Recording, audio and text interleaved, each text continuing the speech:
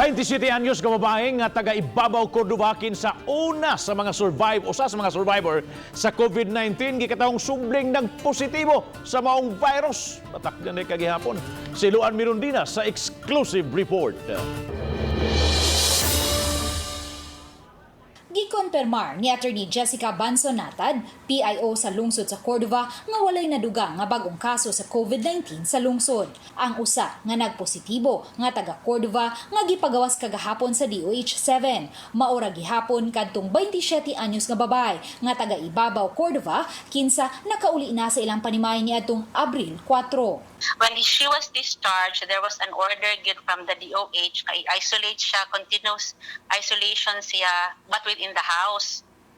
And then after 14 days, i-swab test siya for another, i-subject siya to swab test para may bawaan kung completely healed na bagid siya and she can go back to the community.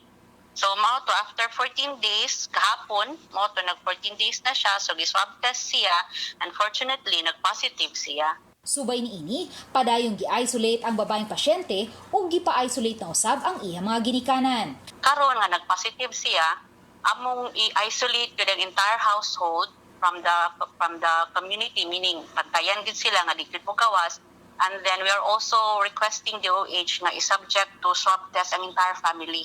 Samtang mas gihigpitan na karon sa mga opisyal sa barangay Ibabaw, Cordova ang pagpasulod ug paggawa sa ila mga mulupyo.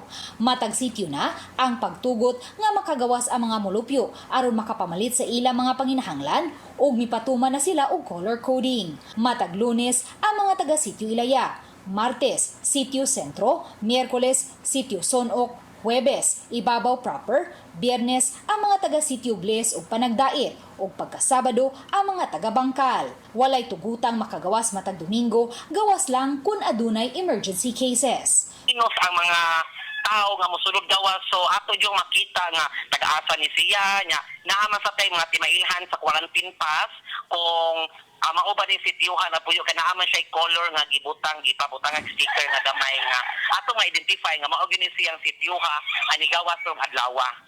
Panawagan karon sa mga opisyal sa barangay Ibabaw, Cordova ngadto sa mga taga-DOH nga unta ma-isolate na ang COVID positive patient ug ang pamilya sa usa ka isolation facility gawas sa ilang barangay.